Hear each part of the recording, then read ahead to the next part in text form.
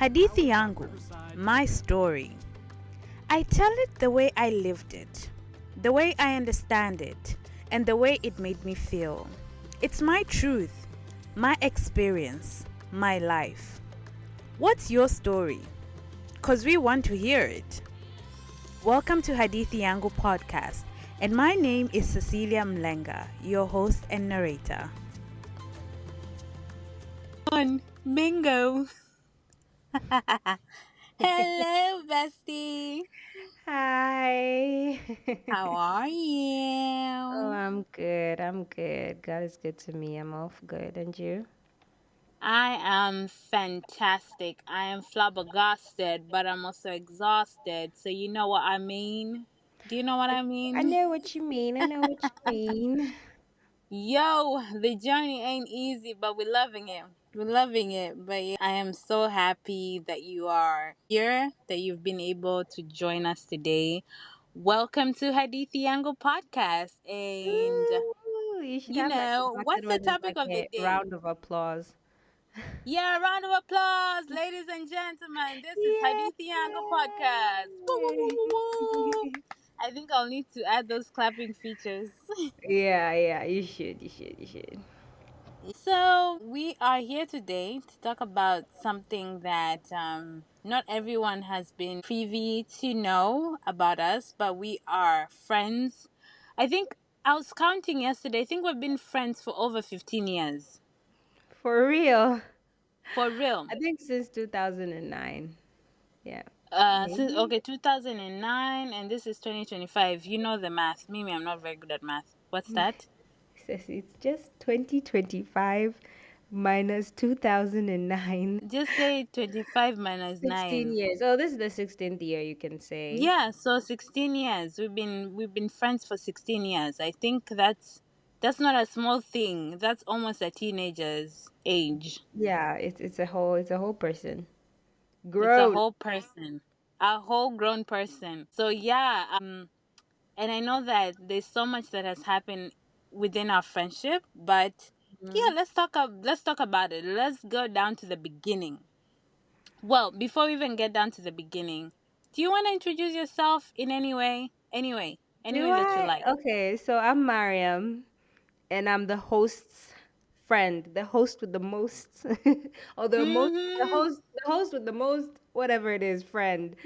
I think that's the most relevant thing, I guess, about me in this session. So yeah, I'm Mariam, and we've been friends for a very long time, and I'm happy to be here.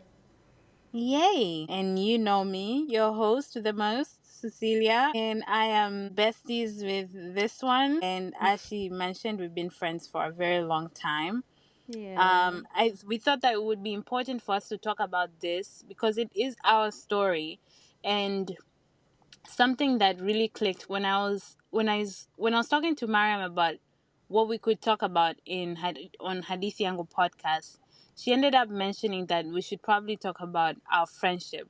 And when Hmm. I really sat down and I thought about it, I thought, wow, this is a really, really important topic to talk Hmm. about because a lot of the times when we think about relationships, they're mostly based on romantic relationships. So All someone right. will tell you, oh, this guy broke my heart, or this woman broke my heart, or I'm having issues with my partner. But rarely do we acknowledge and give friendship the same weight as we give romantic relationships.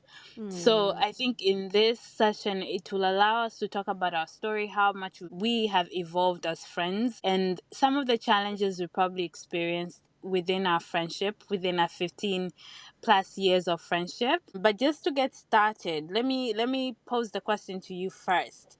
All right. Do you remember the first time we met, and what was your first impression of me? I know that you know the story better and you've told it to me multiple times. So I kind of remember what you said, but I know that we did meet in school because that's just where we met and that's where our friendship started. And I was joining the school for the first time, of course, and I was going to be a boarder. Mm-hmm. And I know you talk about the story of how, I had my suitcases and all, and you and I guess a couple of other people helped carry my suitcases upstairs. It was just like, oh, you're welcome, just very nice. But you said that I was more of like a diva. Yes. And I Yes, don't you are. remember. I don't remember that. But I Let believe me let, I let believe me your story. You were apparently very nice to me, and I could apparently care less as an Oh, 8-year-old. yes, yes, yes. She was about 8. This was us in grade 4, by the way. So this is a long time ago, as you can tell. But I remember this story very well because I happen to have been one of those kids that was very mature at a very early age. And I Yeah. remember our matron made it almost my job that every new student that was coming to boarding and would happen to be in our room would actually be kind of my responsibility. I don't know Hmm. why, but I think maybe she just saw some leadership skills in me or whatever Probably. it is. And I think also you were one of the people who was there like the longest compared to everybody else, probably in your room. Yes. Yes, yes. And I also think because she taught me a lot of those like fundamental principles and skills, Right. she had hoped I would easily pass it on to other Yeah. kids that were joining school. To be So it would honest, be easier. Matron did the most. She was She did really the our most. mom. She really is our mom. She's our mom, so she did her best with what she knew at the Yeah, time. yeah. But I think yes, because she felt that okay, Cecilia already knows how to make her bed, she knows how to brush her school shoes, she knows how to put down her net, she knows how to do all these things, so it would be easier Mm. for her to pass on those skills to other people.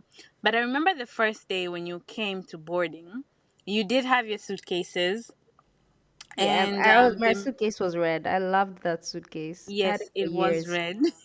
You did. So the matron was like, Cecilia, please help Mariam. Aende dorms, huyu ni mwanafunzi mgeni, and so on. So I was like, okay.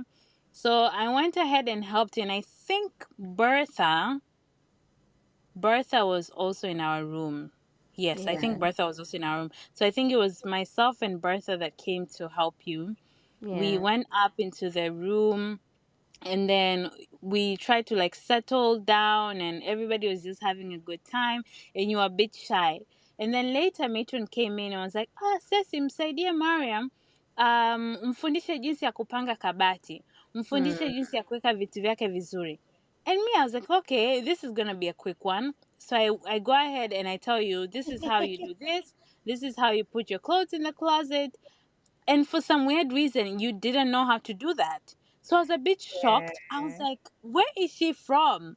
How can she not know how to do these basic Actually, things? interesting. I think my mom helped me put things, but then you kind of had to teach me how to do that. Or I guess the way matron kind of because I remember there was a place where, matron would tell us this way you put your bed sheets, this way you put your uniform, Yes. this way you put your this and that. Yeah. So Mm. yes, there was that expectation that you didn't know of, so it was only fair that someone would, kind of teach you that. So Yeah. I was a bit shocked that you didn't know how to do those basic things. So I was a bit judgmental. In my defense, well, in your defense. And then I remember after that matron was like, you guys should go have a bath, and then da da da. So we go to the bathroom, and then I'm like, this is the bathroom, get on I'm with sure I was it. disgusted because Yes, you were. You nilikuwa did na make the face. kinyaa, like I still have Yes. kinyaa, lakini at least now kimepungua like to Oh a, my by a large lord. extent. But I was always so disgusted by places. It was just like, Yes. You did make that face because unfortunately, in those early years, our dormitory bathrooms were not the best looking. yeah, that's true. So they didn't look very nice, and mind you, other people had already gone to the bathrooms before we did, so it was already very wet and messy. And Yeah. then you just didn't want to go in the bathroom, and I was wondering what's happening, and then you're like, oh, it's dirty. I'm like, what? I'm sure you, I was you like, did you this clean it? girl. Did you like I clean it for did. me? Yeah, you did. I did clean the bathroom for you. You did. So I was like, you know Oh. what? Let me just clean it. I was like, okay, fine. I cleaned the bathroom real quick, filled in the bucket with water, cleaned the whole bathroom, Mm. and then I was like, okay, go ahead and take your shower. And you did. But I remember when I was taking my shower, I was just thinking, this girl, mbona kama ana maringo sana? Doesn't Yeah. she know this is boarding? Boarding is hard. It was my Um, first time. True, it was your first time, but It still, was. hey, I was like, huyu msichana anajisi kama yeye yuko level gani? So I remember just making this conclusion of you, and I was like, Hmm. huyu msichana ana maringo, anahisi yeye Yeah. hapa yeye ndo bosi, mimi ndo kama mfanyakazi wake au vipi? And I And I wasn't couldn't tell even that. rich. Imagine if I was also like a rich kid. Ndo hapo sasa, ndo hapo sasa, but Really? sasa alafu sasa unajua, let me tell you something I was just thinking about right now. You being very light skinned also gave me Hmm. that impression kwamba probably she's spoiled. Makes sense. Makes Yeah. sense. So mwenyewe, I already had my conclusion, and it's very unfortunate that that was my mindset at the time. But Yeah. in African cultures, mtu akiwa light skin, there's also this conclusion kwamba they probably come from a well-off family. They're probably Yeah. spoiled. And you're kind You know, of fragile. yes, you're That's kind of that's the fragile as perspective. well. Yeah, that's the Absolutely. prejudice.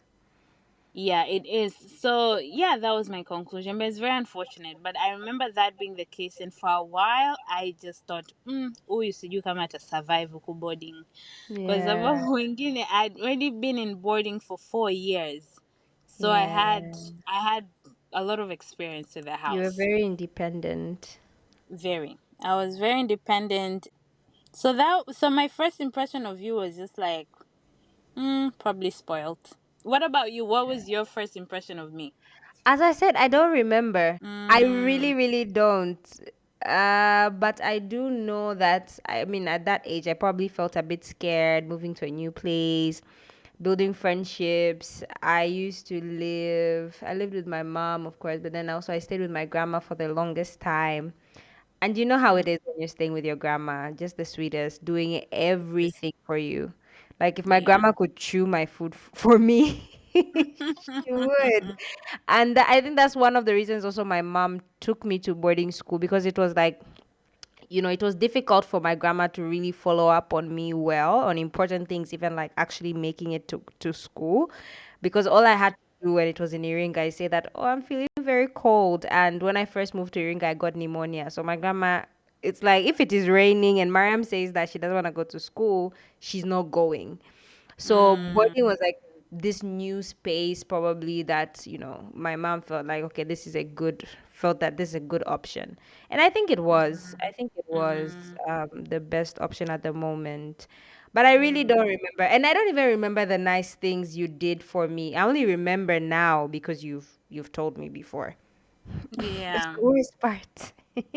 it's interesting. But yeah. Yeah, and I remember our group, our little squad. It was you, myself, Bertha, and I don't know. Do you remember anyone else? Angel. The I Angel. think it was Angel really was in grade Bertha. 5. It was really Bertha and Angel.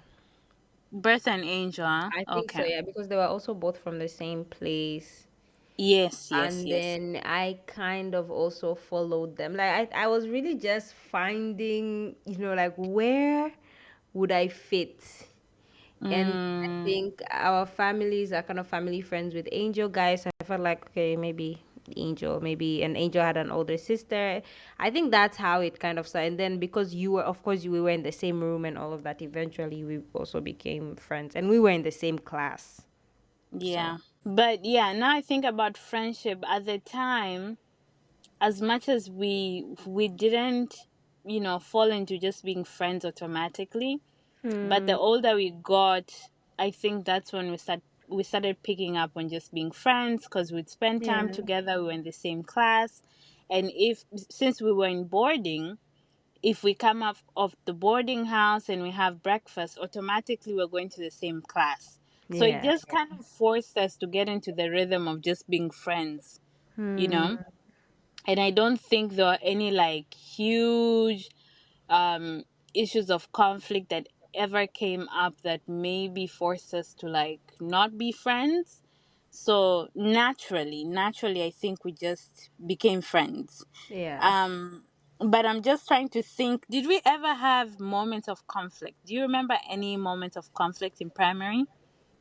No, I really don't. But I know probably as we talk about how we grew in our friendship, there was a time we did have conflict. But I think in terms of us bonding, we really, really bonded, I think, through those primary years and like the beginning of secondary and all of that.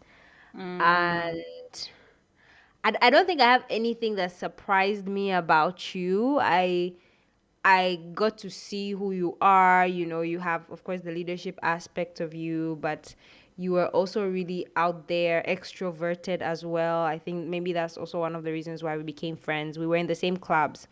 Like, we did athletics mm, together, we were in the swim club, we sang together. yes. We Yeah, kind of had everything. like the same talent and the same interests. We played football. We played all the sports. In fact, I think we were some of those kids that just did everything in that school. There's nothing we didn't do.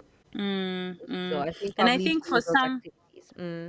yeah, and I think for some teachers, they were a bit concerned. We were kind of all over the place. Yeah, You we and I. were. Yeah, we We were all over were. the place. So we were either in the swim club, athletics, football. We were in the school band. So we barely had time to do other things. I mean, we did do other things, but I think we barely had time to breathe and just be like, you know what? I'm bored. We always I had don't know. things to do. I don't think that as kids we should be okay. I don't. Maybe there is a place for boredom Mm, for teenagers and like kids, but I think that us having things to do actually kept us on track yeah. because it's not that now we were bored and then we were looking for kind of cheeky things to do. Yes, yes. Either we are actually doing a sport or something, or we are intentionally doing something funny, something that we should Mm, do. mm, So it wasn't that, oh, I'm bored. Let me find mm, mm. something weird to do. I think that was good for us to some extent. Of course, we had to reduce that with time, doing like everything. But to some extent, when we were younger, I think it was quite helpful. We had too much energy. We had to put it somewhere. Yeah, you have to push it out somewhere. I agree. And I think that's the difference with like kids of this age. I don't know. Maybe this will just be me making a conclusion of something, but this is according to my observation. I feel like kids of this age have too much downtime, you know? They don't invest themselves in things that allow and challenge them like Hmm. sports or just anything that allows them to be creative. And this also has to do more with like gadget availability, which in our time, we're not that old, guys, but we were not exposed to too many gadgets, and it wasn't a whole thing, at least up until we were like in early secondary school. That's when we had like smartphones. Hmm. But in those early years, I think we were just allowed to be kids and we embraced being kids. And Right. I think it helped. It helped. And I think it has shaped the way we think as adults now as well and how we spend our time. So my dear friend Mariam here also has her own YouTube channel where she talks about the holy word. So it also just You just shows said the holy how word. But okay, you continue, continue. but it just shows how we've still carried on and kind of hanged onto those talents and those things that we loved just Right. from school and then up until now as adults. When did you realize that, you know, this girl or whatever is actually my really good friend, my ride or die friend, my best friend, or, one of my Mm, really, really good friends? I think as we grow, we end up, it's interesting. When you're younger, you have many best friends, then you grow small and you kind of have one person. Then mm. as life goes on, you realize, actually, I have so many, or I have a few really good friends that I appreciate. But when did you know that, oh, this person is my friend? Um, I think I took it for granted for a long time, but I think the older I got, obviously I had a small group of friends. So it was you, Angel, Christabel, and I. So we used to call ourselves the Four Musketeers. Oh God. So that was us. But we spent a lot of time together. We enjoyed each other's company. But Right. with you specifically, what made me come to that realization was I felt like we were very similar, even if we Mm, were so different. In the sense that you at home, you had a very dynamic family. Your family is very dynamic. So where you spent your holidays, with who and how you kind of nurtured those relationships, it almost made me feel like you could relate to me and I could also relate to mm, you in some way. mm.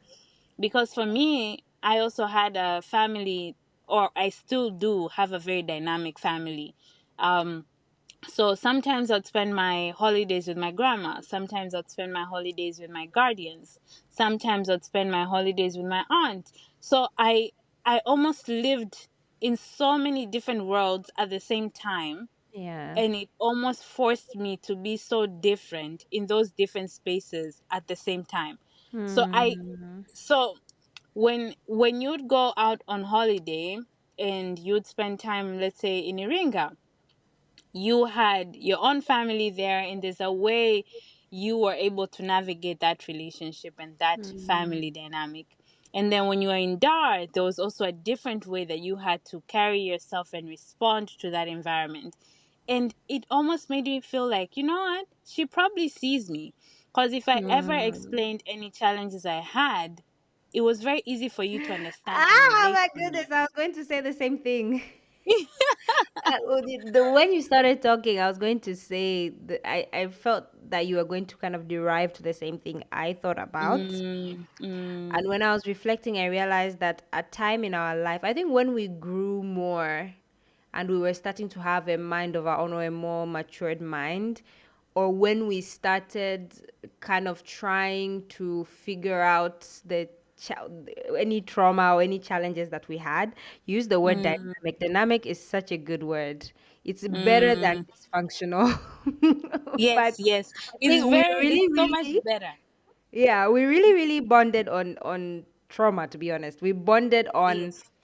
how our childhoods were so and were still dynamic. Mm, And I felt the same way that if I called you or I started a conversation with you where I would start talking about maybe a challenge I faced or a challenge I was facing rather, you would understand me before I finish. And I remember I would say to some people that my relationship with Ceci is so unique in terms of I can tell Ceci A, B, C, D, and she knows all the other letters of the alphabet. mm, And I didn't know that this is how people can also bond, like bond over, challenges that you're facing or whatever it yeah. is. But that's what it is really, that this is what really helped us bond.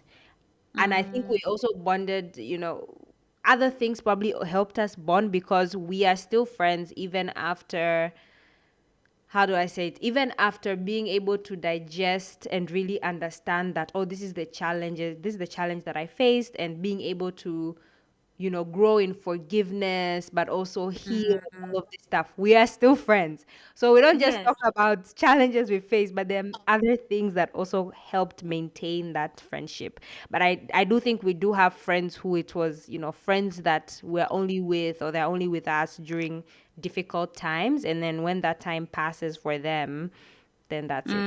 And you know something else that I feel helped or allowed me to see you in a way that maybe was a bit different from other friends that we had was also your mindset. I think with you, even now as adults, we can be on a call for hours and we always have something to talk about.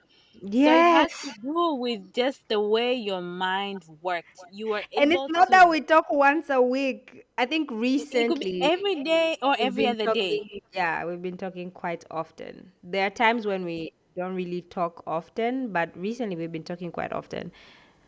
Yep. And for me, I fell in love with people more based on the type of mindset that they have. And this also has to do even with my husband.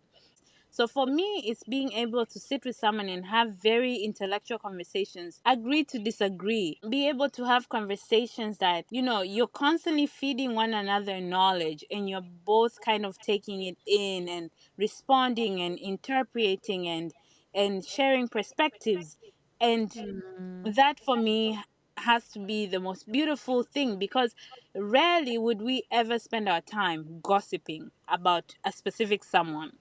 Yeah, no, we don't do that.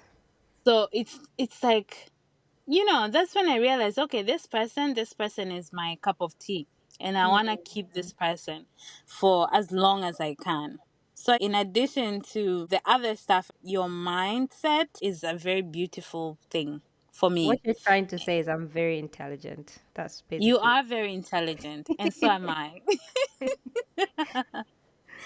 right.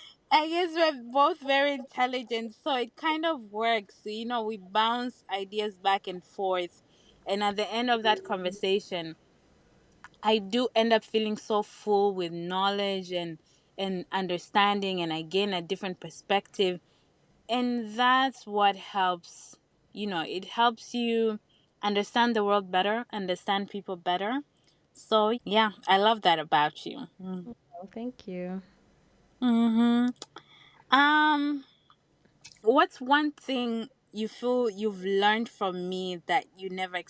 Something I've learned, and it's something I learned a long time ago. Okay, not a long time ago. I remember when we were in A levels, it was one of those times where our friendship went cold. And I don't want to share too many, like, I don't want to share too much, but I think it was mostly because you were going through a difficult time emotionally and mentally, and I wasn't there for you, right? And it was such an interesting conflict because we were in the same room. It was a room of four people. We were in the same room and we slept on the same double decker. Like you slept at the top, I slept at the bottom. But I think we went maybe a whole semester, like 3 months, without saying a word to each other, which was so I felt like I was crying.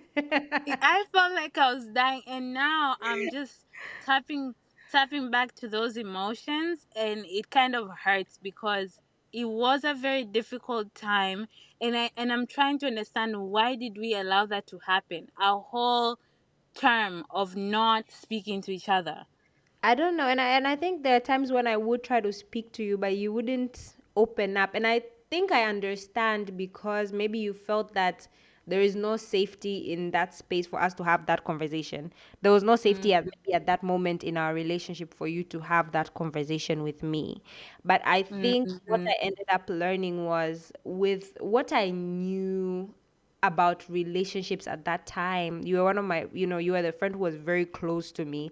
I thought that when you're very close to someone and you have this sort of conflict, the only thing you can really do is go your separate ways. And I don't know how we got to the point where we sat down to have a conversation, but I remember the scene. I remember it was in the room and we were sitting opposite each other, and of course, tears.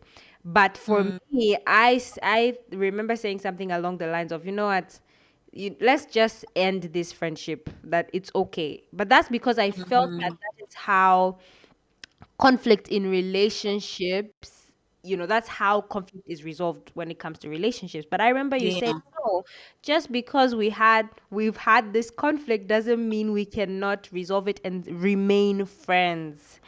And I was like, really? That's how it works? Because of my childhood, I didn't think that, that is how it is. I just thought that, oh, yeah, we should just break up. But apparently, you can do more than break. You don't have to break up, right? You can forgive each other, you can talk about it, you can move on from it.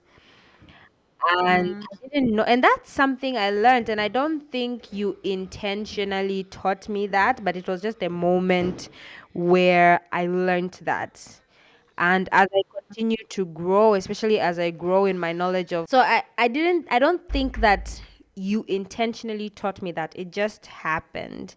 And as I continue to grow, especially in my knowledge of Christ, and how forgiveness is such a big topic. I appreciate that I learned that even when I wasn't really, I didn't mean to learn that lesson. And as I grow in the word, I realized that forgiveness is actually a really big thing, and being Mm, able to resolve conflict in relation wherever in life, at work, in your marriage, especially in your marriage, I guess, because that's a lifelong commitment you've made that actually has structure, mm, and it's a forever thing. So we really need to learn how to actually resolve conflict and still find a way to move forward together. So that was yeah. something that, but if there's anything I've learned from this relationship, one of the things would be that. Wow.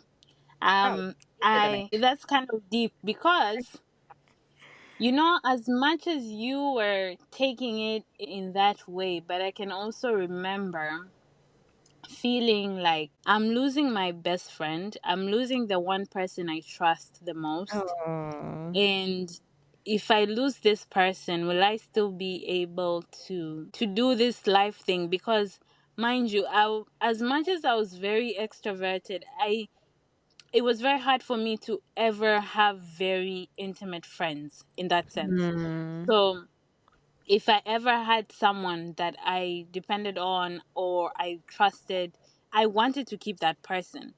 But I'm also thinking that was probably also a trauma response because for me, no matter how hard things would get, I would always try to fix it.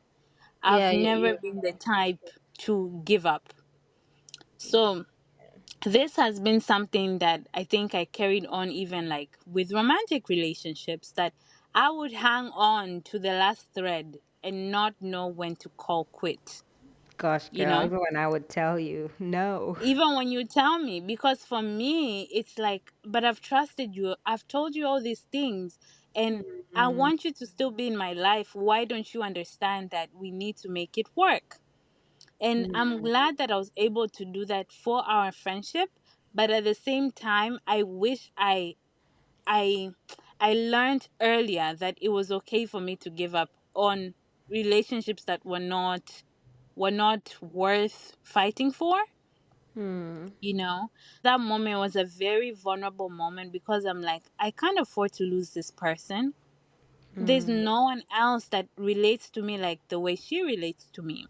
I think you were also one of those people that when we would go on holiday, you were able to come to my house so easily, and I was able to, to come to your house.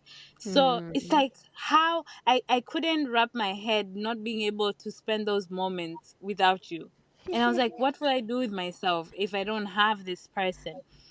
So it's a tough one because for me it also reminds me that wow, you were probably responding from a trauma point of view, Hmm. and less of just that I want to keep you as my friend. I'm happy that we're still friends because of that day and that moment, but Hmm. yeah, that also played out in very negative spaces as well, Yeah. unfortunately. Yeah. Unfortunately, yeah. Tough conversations. Anywho, what do you think makes us work? And I think we've talked about it in in a way. What do you think has allowed us to be friends for so long? I think for us it's honesty, Mm, and it's honesty in a way that is, I'm telling you the truth, but I'm also telling you the truth in love. And I think mm, we've seen it play out in different kind of times in our life. I think most recently the first thing would be, so I think it was a few years ago I decided to take my relationship with Christ seriously, right? And mm, mm, that's what my life has been about. And I realized that, as the God who created me, he created me with a purpose, like he did all of us, and that is to know him and to make him known. And I'm very passionate about that as well. And as I would share that with you, as I would share the gospel with you, I would wish that maybe we would share the same zeal and all of that.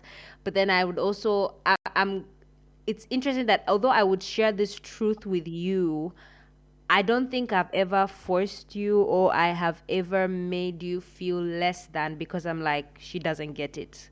Or I've Mm, ever felt that. So I'm able to share that truth and you're able to tell me something that I don't agree with and we're able to say, actually maybe I don't agree with you on this.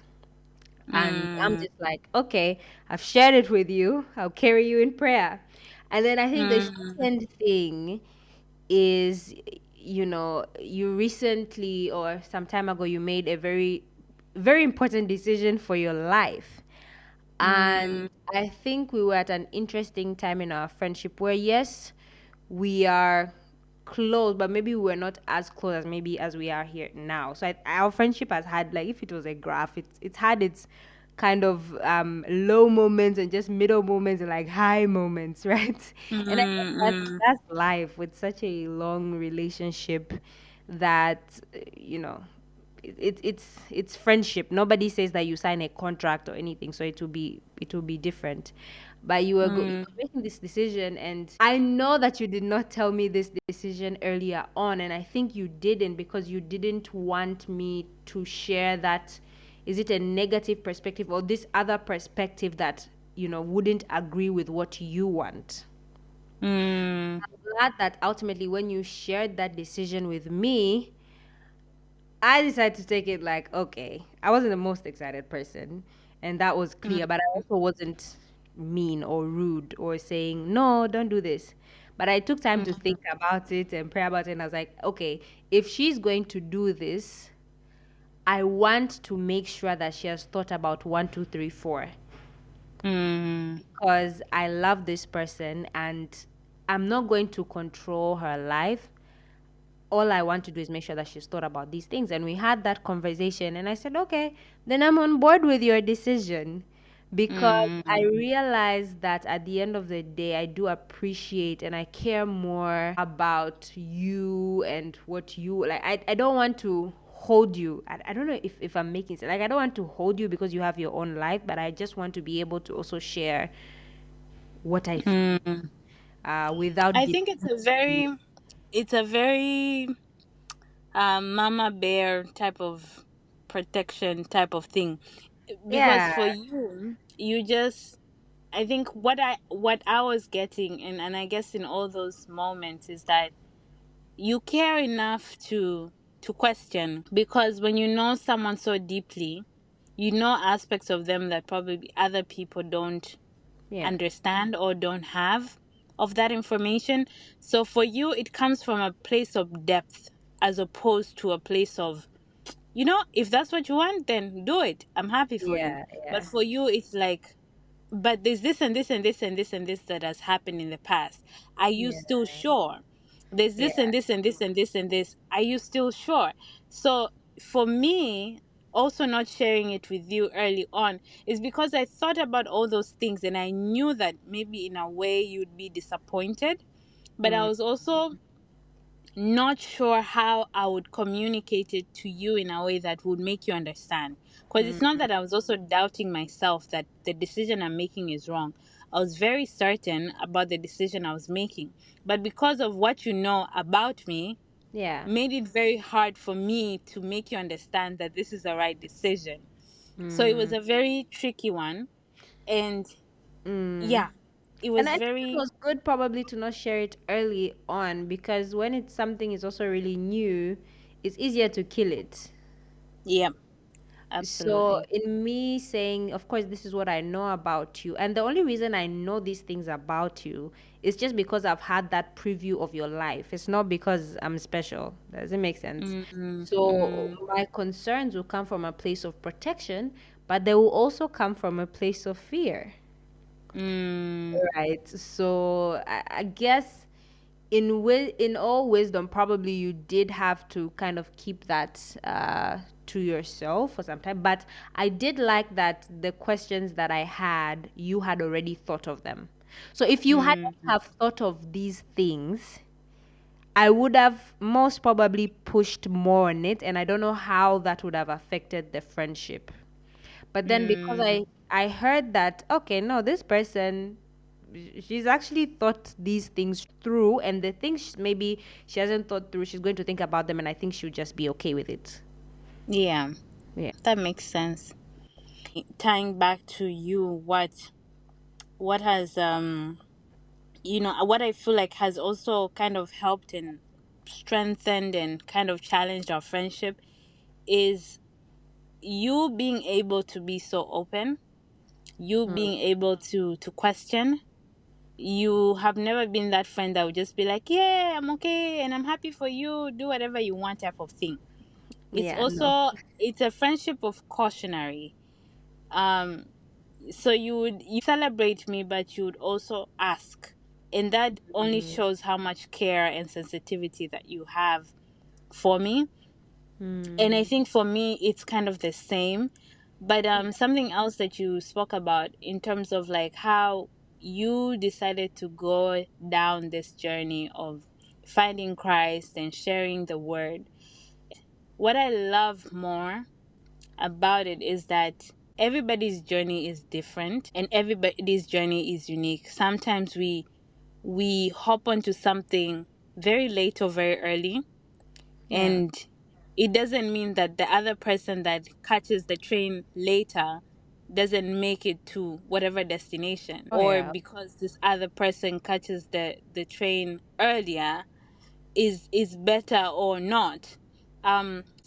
I would rather I would rather make a decision from a point of understanding and from a point of knowing, as opposed to making a decision because you're my friend Oh and yeah. I just want to do it to please you. Yeah, So that's even in that journey for me, it's always been that I am happy that you've been able to take this journey. It's a positive one. And I can see the work that you're doing. You're constantly putting out, sharing the word with people, and just seeing the way your faith has grown over the years is remarkable. But it doesn't mean that for me, it's like, if you're not doing it, then you're missing out or whatever. I could be missing out, but in a way for me, I'm like, I want to experience my journey in my way. Because for you, it could be that God has given you the chance to be able to share his word, but for me, maybe it could be that God wants me to share the gospel through music or through poetry. I don't know. It could be anything. But I just don't feel like I've arrived yet. And what has helped is that for us, you haven't been judgmental about that journey. That we are on a journey, yeah. but our journeys are very, very different, but we can still coexist. I think that Christianity, real Christianity, real like finding Christ is really, of course, it's a whole journey. And it's something that people like to say that they found Christ, but it is really Christ who finds us. And there is so Mm, much grace in even being able to realize that this is it, that I cannot take credit for it. mm, When people think that they can take credit for certain things, then it's this whole, they go on this whole thing of judging other people. Now, there's a mm, difference between me saying, actually, Ceci, I think this is wrong based on one, two, three, and there's a mm, difference between me actually like bashing you. So I can still tell someone actually stealing is wrong, right? mm, But then I mm, know that just like how they're stealing, there are also things that I do that are also not good. So that just because I'm not stealing doesn't mean I'm better than them. yeah. So just because I am already, in this relationship with Christ, doesn't mean I'm better than you, because actually Christ died for all of us. Does it make sense? Mm, So I think when you really realize what it is and how it is really about God's grace, it takes away from that thing of I am the one doing this. And it's mm, because of me that I've found this early. So now everybody else is less than.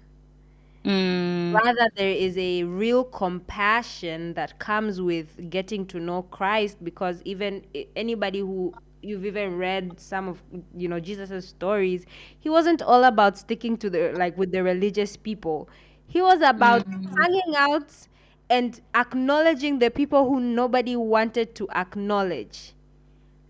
So it is always a thing of compassion and real love. It's not just a thing of, oh, I wanna check off, I have this list of people that I want to evangelize to, and I wanna tick off that I've told this person the gospel. So if they didn't hear it, it's on them. I really think it's a long term journey, and for me, I feel privileged that I've started it now. And it doesn't even mean that someone who gets to know Christ when they are 50, then they cannot do more than I have done if we were to look at maybe what we've done in maybe ministry or whatever it is. So Mm, journeys are different. That's just the truth. absolutely. Absolutely. And I think it takes a wise person to have that understanding, because I've seen a lot of people Ooh, now you're calling me judge. wise. I I am should come calling here you more wise. What often. very very wise for your age, by the way. And that just shows that wisdom does not just come with age. Wisdom comes with understanding. Yeah. And there's something that you have understood that other people probably haven't understood. And yeah, if more people could be able to do that, I think the world would become better in a way that people wouldn't need to feel like I'm being forced, but rather Mm, I'm being allowed to understand and to learn and to make a yeah. decision for Yeah. me. A question that I usually ask, and a question that I asked someone very recently, I Hmm. asked them, if you were born without religion, if you're Hmm. born without knowing what you know and what you knew from the Hmm. time you were born to the time you were a teenager, do you think you'd still be a Christian? Yeah, I think that's a good question, and It's a very good I question. don't think people like that question. I had this thing where They I just don't. ask people, "So why are you a Christian?" And they would feel like, "Why are you asking me this question?" But we should Yeah. know. We should You know should why. know, because a lot of the times, just like the way we are born and we don't choose our own names, we are born, we don't choose where we live and what we do from the time we are born. It's more enforced on us because of practice, because of longevity in whatever practice the family or that clan was in. I think even for you, you started off in a very different, what do they call it, Yeah, you're my dad wouldn't Catholic. agree with you. My dad says I was Muslim first. You see, your dad would say you're Muslim first, but you are also Catholic. And Yeah. and now you've been able to make a decision of your own because of your understanding, and you've Yeah. chosen your own path. So my question would always be, if you were not born Christian, if you were not born Muslim, would you choose the religion that you are currently are In. currently in? And that's a hard question. So for me, that's what is more important. I want to understand and then be able to make that decision. Anywho, yeah, I think for me, this plays onto how, our how strong our friendship has been and how it has evolved. And it Mm. has evolved in strength because it comes with a lot of maturity, being able Right. to have those type of conversations, but at the same time being able to support one another in spite of the path or the journey that you're taking. I think the most important thing for me also is knowing that I don't think I'm a bad person. It's not that I don't believe in God, um, but those other things that would make me, get there are the things that I'm working on. You understand what I mean? Mm-hmm. I get you. Mm-hmm. You get me. Okay. Now, um, what's something you think we do or we don't do that you think has protected our friendship? Maybe the same honesty thing. Mm, I don't know. I don't think we've intentionally done it. I think it has just happened. In terms of protecting the friendship, I think just like all friendships, people shouldn't, if someone is your friend and maybe they've done something wrong or whatever, don't go and talk about it with other people. Just tell them. yeah. I Yeah. think just being honest, being true to ourselves, and just being genuine. And yeah, Mm, I don't think there's anything really that we have. we have done. Maybe at some point we'll be so busy where we're like, okay, you know what, we should talk at least once a month. I hope not, but Yeah. it might happen where it's that, actually, if we want to keep this friendship, let us schedule a time that we talk or a time that we meet. Now we are in different countries, but we're still able to have this relationship. I don't know what will happen in the next years, where we'll be, what we'll be doing. Maybe somebody will Mhm. get triplets, maybe you, Hmm? and then Maybe you just you. say, girl, I don't have time. So Yeah. yeah, but I don't think there's anything else really. I think also timing. Hmm. And I'll say why. I remember when we left high school and we both went to university. Hmm. You went to university and you had friends, new friends. Yeah. I went to university. I also had friends. I had new friends. Yeah. But I remember feeling so distant. Hmm. And the distance was not the physical distance. It was more of like a friendship emotional distance. Yeah. I felt that the conversations we had were a bit shallow. We never got We didn't into really those talk. deep conversations. We didn't really talk, to be honest. Yeah. And the more I would talk to you, you'd be telling me, "Oh, I'm spending time with XYZ. This is what I'm doing. Oh, I have this friend. We're doing this and that." And I felt very hurt. And Hmm. now, the one that is my husband happened to be one of those that really supported me during that time. I used to whine Hmm. about it all the time, all the time. Oh, Yeah. Mariam, we're not as close But anymore. you also Oh, didn't tell me that. and I didn't tell you because for me it was about timing. Hence Hmm. why I say timing. Yeah. Timing because deep down I knew that I could not deny you of new friends. I Hmm. couldn't deny you of those, people that were also making a very positive impact in your life because they Hmm. allowed you to embrace and actually jump onto this journey of Christianity and Jesus and all. So it was I feel like it was also very crucial. At the time I didn't know that it would lead to this, but what I know that at the time I just knew that I couldn't deny you of that. I Hmm. knew that if I was going to be a friend that you really wanted to continue being in your life, we would automatically reconnect.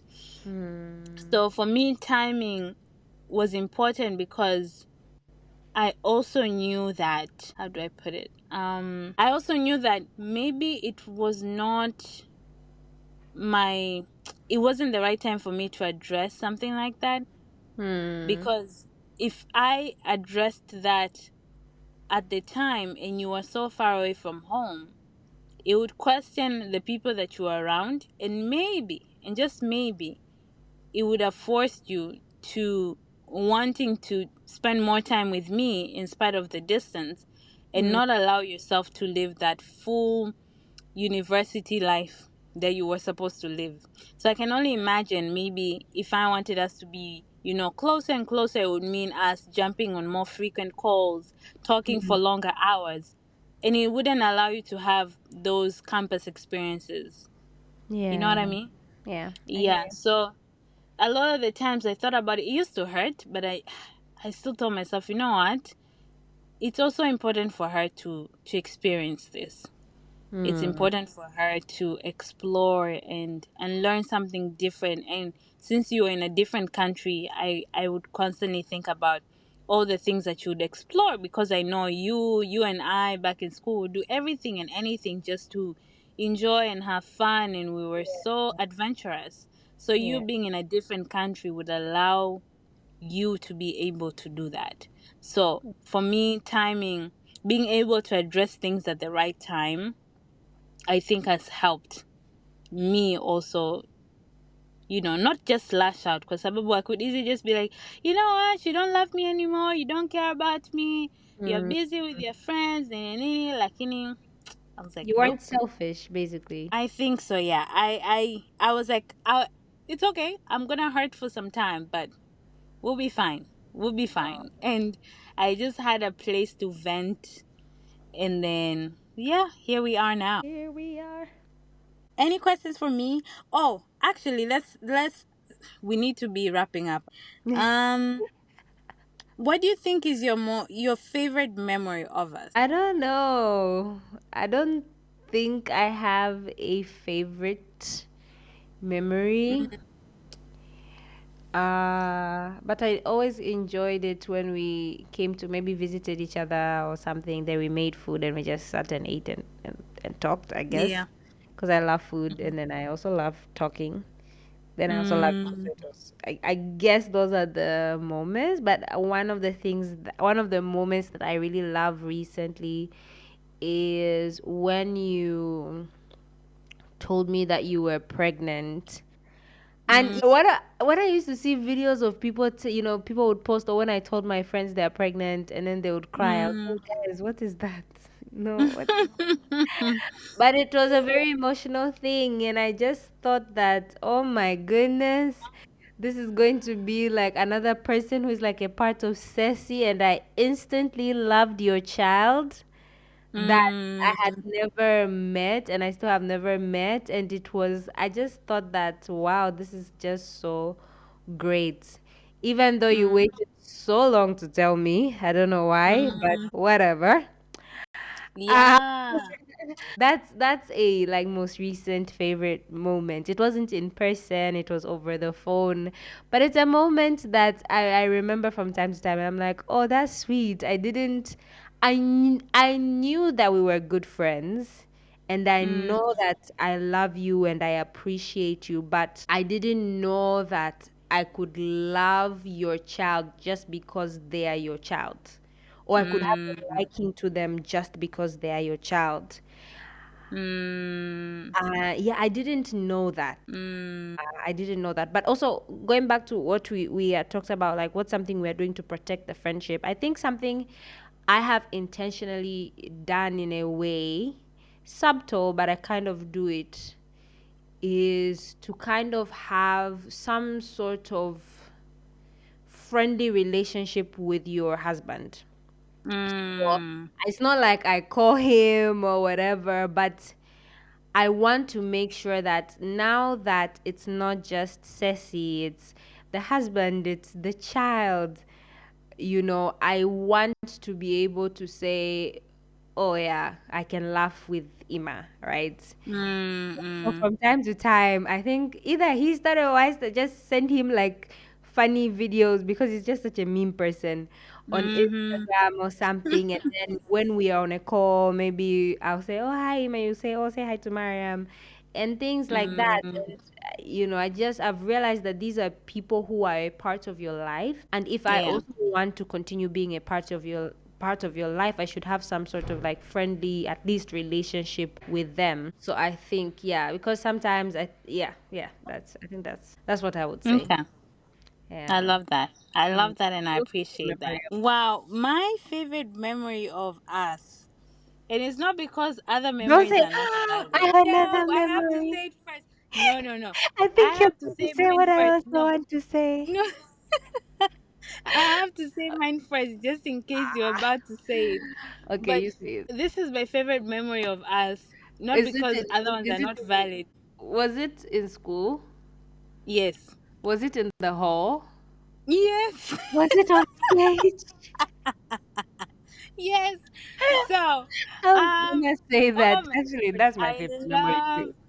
I That's love this memory because it reminds me of how much I can laugh. And Oh, I think this is also my favorite memory. it's my yeah, it reminds me how much I can laugh. So when we were in secondary school, Mariam and I used to take drama class. Drama, not the drama ile ya kusutana, guys. No, No, drama, the it actual was real subject. drama class with exams and everything. Drama slash theater Yeah, type of subject. So when we took this class, I remember we were scheduled for our IGCSE examination and we were supposed to perform on stage and then later be recorded.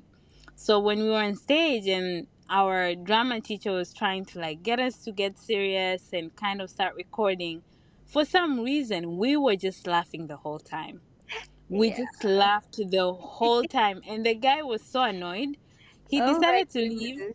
He was So annoyed, but he really loved us. I remember his name, Mr. yes, Hill. He really, really loved us. And he he just loved gave us us. a moment to laugh. And the funny thing is, we couldn't stop. We just couldn't stop, and I can't remember why we were laughing.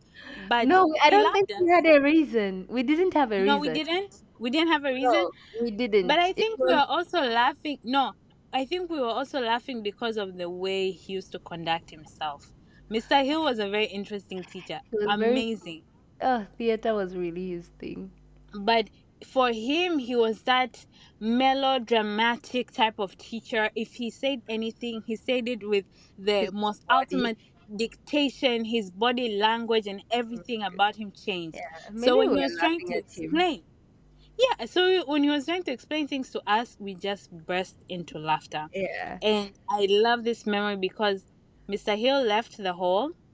He came back 10 minutes later and we He started wasn't laughing even again. he wasn't even angry. He was just He was he not angry. was, and I think he wasn't angry just because we were good students. Yes. And he naturally just loved us. So he Yeah. left, he came back, we started laughing again. He left, he came back, we started laughing again. Oh So we my just couldn't stop laughing. And this memory reminds me of how connected we are, but how much I can laugh. I just yeah. laughed so much Oh that my, day. we used to Laughed, laugh. fell on the floor, Oh my cried, goodness. just continuously laughing. And I Yeah, we think laughed. I laughing think is, maybe we laughed for like 20, 25 minutes yes. And I think continuously. laughter heals. I think laughter heals, but laughter also liberates. Like there's a way it almost kind of, like every time I think about that memory, it just reminds me of like all the tension, all the Yeah. stress, all everything was just released through laughter. Yeah. And the more I looked at you, I would laugh. We The couldn't look. moment The you funny start, thing is, we even wrote because the exam was in different forms. You had to also write a script, direct, whatever, whatever. And we were doing our own script. So maybe, I don't know, we couldn't even say a word. we The couldn't. moment we looked at each other, we just started laughing. That, oh my goodness. That thing, if Mr. Hill wasn't patient with, actually, if it was any other student in his class, he would have failed them. Absolutely, he would have. He wasn't very patient. No, he was not. He was not patient, but he was very loving to us, Very and he loving. tolerated Oh my us. goodness. In He even gave us gifts when we yeah, did our final performance in A levels. I think I need to find him. It was We should both find him. I think I'll and there was definitely a look time for we him. emailed each other for some time, but I think he never responded to my email. He was a bit angry that I didn't go study drama in university, but it's like, bro, um, do you know where I'm from? You know? Yep, yep. And I can only Nobody's gonna understand, but pay you know for me what? to study this. But you know what? I think he would still be proud that as Yeah. much as we didn't go down that down that route, we Yeah. still are able to use those skills in our day-to-day lives, Yes. especially right Oh now my in this goodness. podcast, on your YouTube channel, like. Yeah. And Even that's the in our thing work about life. things that you love. When Yeah. you love something, it really never leaves you. It will hunt you and follow you wherever you go, Forever. I'm definitely gonna be forever. making movies and stuff, but that's a story for another day. I think we should. I think we should Yeah, definitely start exploring those things very seriously. yeah. But yeah, I'm definitely going to be looking for him. Now, the final question. Hmm. Mm, what's one thing about me that drives you crazy? A thing that drives me crazy. Do I have a thing that drives me crazy? I don't know. But there's certain things about you that I just think, why? Like Mm, sometimes you're rebellious for no reason. And it's just like, what is wrong with you? Just do the thing. Like but you have no. no reason to actually not do this the way it's supposed to be done. Yeah. But, so I guess there's that. And then there's something you have, which I also have, but I don't think it has shown up a lot with me. You're such an entrepreneur, and I love that about you.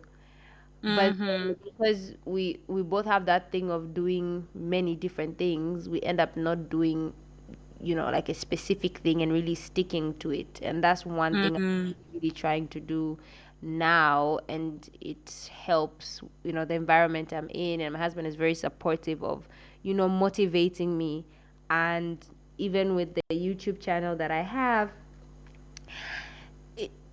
there was a time I hadn't recorded for the longest time, but he just bought me like a mic, one of these tables. Mm.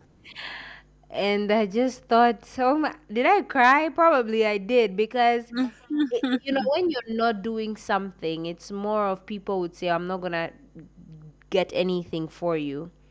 But Mm. now an opposite thing of someone really trying to, motivate you, but encourage you rather. It's not even motivate, encourage you that you should Mm. doing this and you should stick to it, and this is the beginning, and you're going to grow into it to eventually the big vision that you have. And I think that that is something that you struggle with, that you are doing different things, and it came from a point of, sometimes it's like a survival thing. But then Yes. I wish that, you had this thing that you chose to do and you just stuck with it. But it's not something that Mm. drives me crazy. It's just something that I hope for you to be able to do. Mm. But I also hope for me to be able to, like, I just hope, because I know that you can do so many things. But then I always wonder that if she stuck to this one thing, it could be Mm. so great. Like, girl, Mm. one of those things where you're waiting for your friend to be a billionaire. Yeah. So I think it doesn't drive me crazy, but it's just those things that I hope for you. And then Mm. the rebellious thing is just annoying. Doesn't drive me crazy. Yeah. It's annoying. But you know why? I think I'll explain why I'm a bit rebellious. I think from childhood, I was rebellious for a few years. I think between maybe 3 and 5. Mm. And then when I got into the world system, the world system and its many rules, I think I became very obedient. Mm. And then something clicked. It was like, actually, so what? What if I do it differently? What's the worst that can happen? Will I die? You know? Mm. And it came from that, not necessarily because I just want to be rebellious, because for me, it's also about questioning the status quo. For me, it's everything that is within the world that is man-made is literally man-made.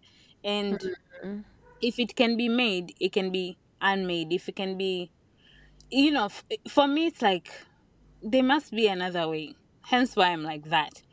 Um, and for me, there's like an adrenaline rush when I'm rebellious. It makes me feel so alive, I think and I love it. there's a place for rebellion, because that's how we also find out sometimes, like, this thing is actually not true. Like when someone sets out to Yes. do a whole research on something, and then they figure out, actually, no, it wasn't really like this, but it's like Mm-hmm. this. But there are Yeah. times where it's just like, girl, you don't have to always pick a thing. and Like, and it's not like thing. always, but it's like there's some things for me, and it's not always, it's just that there's some things just do not make sense to Hmm. me. Then that's when I'm like, no, what if I do it like this? And I think it also helps me because I'm not very scared of failing. So Hmm. even if I mess up, I don't think I'm the type that would be dwelling in it and whining about it. Yeah. um I pick up very quickly. So for me, failure is not a hard thing. I'm okay with failing. So that's why I choose to just do things differently. And if they don't work out, well and good. And if they do work out, I'm like, oh, I wouldn't know if I didn't do that. Hmm. Yeah. But anywho, I will tell you one thing that drives me crazy about you. You have a thing? Yes, I do. And it actually drives me crazy. Not kidogo, but a lot. Um, Really? yes. One thing that drives me crazy about you is that you're too nice or you're very nice And I've changed. I hope so, but for me, I still feel Okay, but like you're you very finish, nice. finish your thing. Finish your You're gist. very nice and very obedient and very respectful. Mm, Um, and sometimes it drives me crazy because I've seen situations that were very unfair being done to you, and I'm like, I wish they brought me in that situation. that's why it I would wasn't have you. shown them. Yes, and that's why it wasn't me. But I'm like, I wish they I brought me in hear you. that situation. I hear you. Because I would have shown them that you cannot do this to me. So I've Hmm. seen you navigate life in a very subtle, polite way.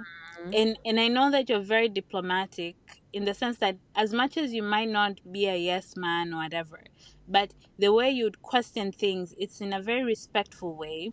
It's in a very subtle way. But I wish that sometimes I would you'd just call be BS radical. as BS. Be like, guys, this is BS. I don't like this. No. So that really drives me crazy. But if you do say you've changed, I hope that you I really think it's changed interesting because because people who know me in the workplace would beg to mm, differ. But mm, people who know me personally would probably have that perspective. I think there was a time I had to go on a journey of maybe a few years ago. It came from a place of people pleasing. Part of mm, it came from a place of people pleasing.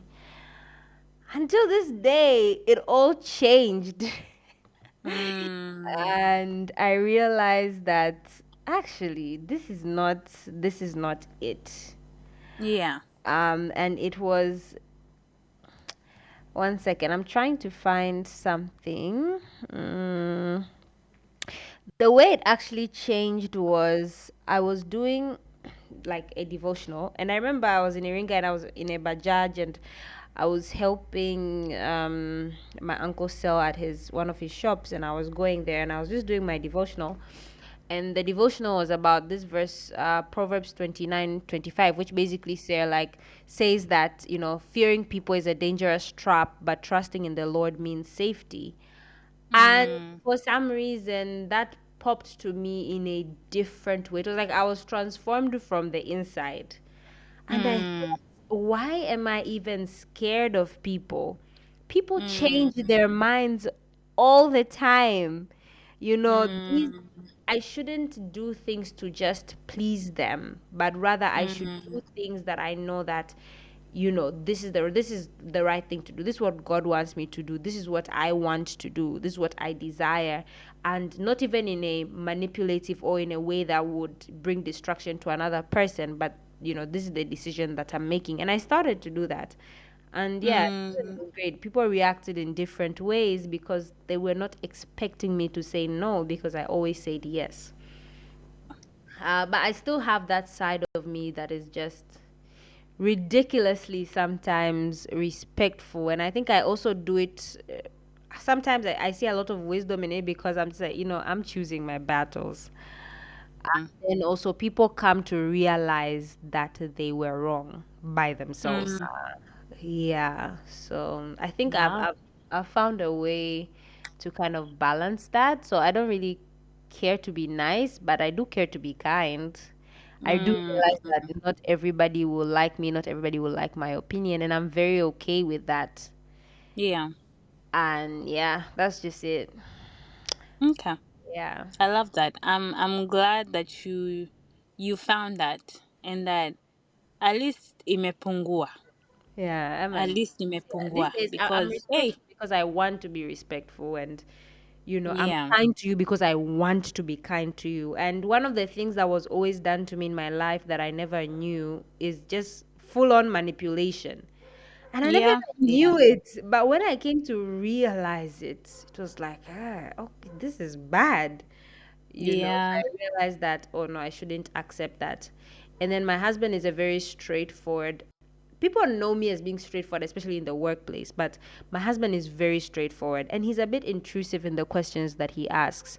But I realized Mm, actually when he asks these questions, people are willing to answer. And, when he challenges this thing, people may not always be comfortable around him, but he's telling you the truth. I think just as I continue living with him, I'm getting that. slowly but surely, I used to find him very, very rude. But I just realized that no, Mm, the guy will not accept to be manipulated. He will not accept something that is wrong. And he comes at you with statistics and research. So if you're tripping, you have a problem. So I yeah. that. And I guess that's one of the things that has helped. I guess being opposites in this way with my husband as well. It has helped. Yeah. Mm, I love that. I love that at least now you get someone to rub on some of stubbornness. It's a good type of stubbornness and it's Yeah, it healthy. is. Yeah. So, anywho, my darling, thank you for coming and no, let me redo that. Well, thank you for joining Hadith Yango podcast. It's been an amazing 1 hour and almost 20 minutes with you. It almost felt like it was just like 5 minutes because Same with you, we can go on and on and on and on and on. here. And I think we can continue that on our normal calls. Yeah. But as of today, thank you for joining. Thank you for sharing your story with the world. Thank you for sharing our story actually with the Yeah. world. And I'm actually excited, and I hope we can sit some other time so that we can explore and understand your journey to Christ Hmm. more. Girl, So, you don't ever ask somebody who's in Christ. You don't ever tell somebody who's in Christ that thing. It gets us too excited.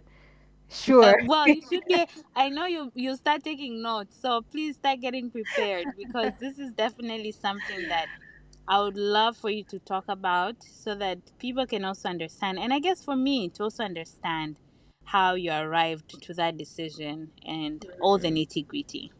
Yeah. So, yeah, thank you for joining and have a good evening. Thank you for inviting me. All right, bye bye. Bye. Dear listener, thank you for taking this journey with us. We are so grateful to have you on board. To help us grow, please share this show with a friend. Don't forget to subscribe. We are on Instagram and TikTok under the name Hadith Yango Podcast. We would love to hear from you. Share your feedback. And if you have a story you want to share with the world, send us a DM or an email on hadithyangopodcast@gmail.com.